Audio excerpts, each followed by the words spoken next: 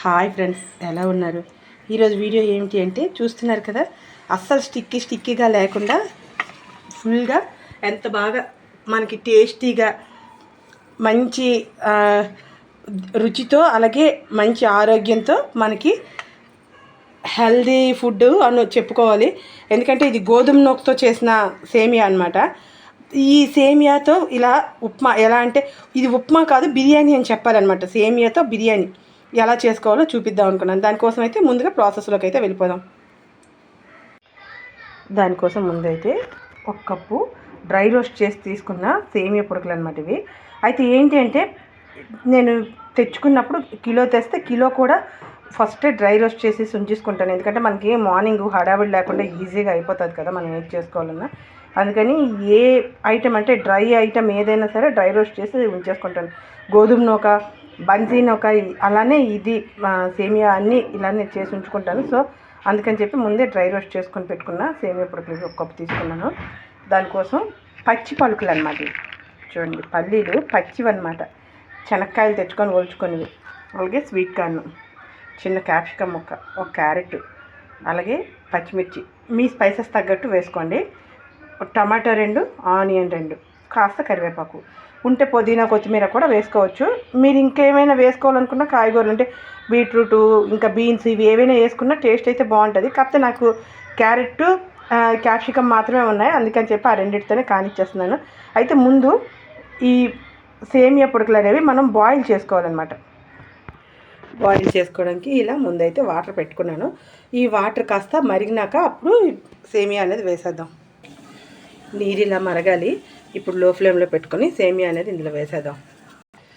సేమియా మొత్తాన్ని ఇందులో వేసాక మళ్ళీ ఇది ఒక్కసారి ఉడకాలన్నమాట. బాగా ఉడికిందంటే మనకి అది మొత్తం ఉడికిపోతుంది కదా, మళ్ళీ వేరేగా మనం ఉడికించడం అనేది ఉండదు. సో ఇందులో ఇలా ఉడికింది అంటే బాగానే మనకి అయిపోతుంది. లో ఫ్లేమ్లో పెట్టుకొని ఉడికించుకుందాం 1 నిమిషం. ఇదిగోండి, ఇలా చూడండి, మొత్తం బాయిల్ అయిపోయింది కదా. ఇంక ఇది మనమైతే వడగట్టేసుకుందాం. ఇప్పుడు ఇంకా ఇందులో కాస్తంత వాటర్ వేసుకొని మనం ఒక క్లాత్, చిల్లులు గిన్నెలో క్లాత్ వేసుకుని దాని మీద ఇలా వడగట్టుకున్నాము అంటే మనకి బాగా వచ్చేస్తుంది కదా. ఇంకా వాటర్ అంతా బయటికి వెళ్ళిపోయి మనకి సేమియా అనేది స్టిక్కీగా అవ్వకుండా ఉండాలి అంటే కాస్త కూల్ వాటర్, మామూలుగా అంటే నార్మల్ మనం ఇంట్లో యూజ్ చేసే వాటర్ అనేది ఇందులో కాస్త వేసామంటే, వేసి ఈ క్లాత్ని ఇలా పైకి లేపి మనం వాటర్ కాస్త వడగట్టుకున్నామంటే మొత్తం మనకి స్టిక్కీగా అవ్వకుండా నీట్గా వచ్చేస్తుంది అనమాట. అది మనం ఎంత బాగా మెత్తగా ఉడికించినా కూడా చూడండి,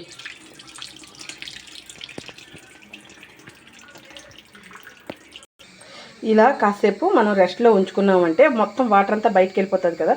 ఇంతలో మనం ఆ ఆనియన్, టమాటా అన్నీ కట్ చేసుకొని రెడీ చేసి పెట్టేసుకుందాం. ఈ గుండిలో అన్నీ ఒకే మోడల్లో చాప్ చేసి రెడీ చేసి పెట్టుకున్నాం. చూడండి, అన్నీ ఒకే సైజ్ పీసెస్ కింద క్యారెట్, ఆనియన్, క్యాప్సికమ్, చిల్లీస్ అన్నీ ఒకేలా కట్ చేసుకున్నాను. అయితే ఫస్ట్ ఒక కడాయి అయితే వేసుకున్నాను. స్టవ్ వెలిగించుకొని 2 టేబుల్ స్పూన్స్ అంత ఆయిల్ అయితే వేసుకొని ముందైతే పోపు దినుసులు వేసుకుందాం. ఆవాలు, అలాగే మినప్పప్పు, పచ్చిశనగపప్పు,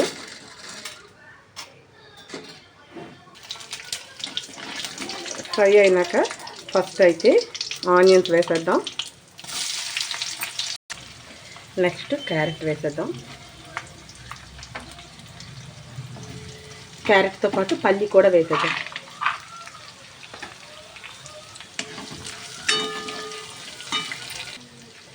నెక్స్ట్ ఇందులో కాస్తంత అల్లం వెల్లుల్లి పేస్ట్ వేసుకుందాం.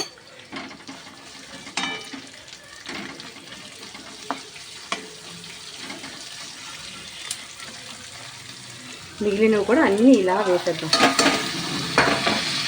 ఇప్పుడైతే టేస్ట్కి తగ్గ సాల్ట్ అయితే యాడ్ చేసేద్దాం.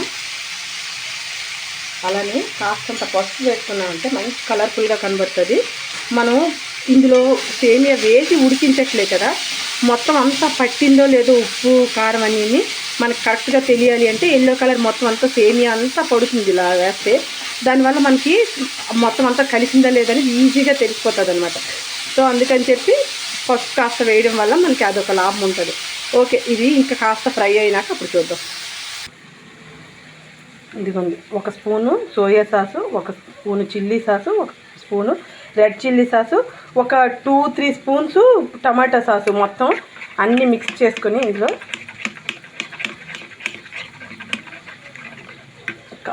కాస్త వాటర్ వేద్దాం. వాటర్ వేసి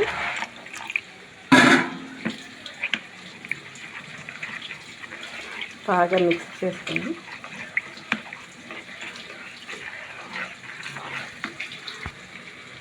ఇప్పుడు దీన్ని ఇందులో యాడ్ చేసేద్దాం. పిల్లలైతే అసలు కాదనకుండా తింటారనమాట, ఇలా చేసి పెట్టారు అంటే. ఒక్కసారి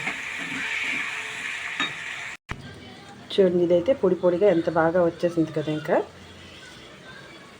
ఒక్కసారి చేత్తో ఇలా అనుకుంటే ఎక్కడైనా ఉండల్లాంటివి ఉంటే ఉండల్లాంటివి కూడా మనకి బాగా అయిపోయి విడిపోతుంది. ఇప్పుడు ఇంకా ఇది సేమియా మొత్తాన్ని ఇందులో వేసేద్దాం.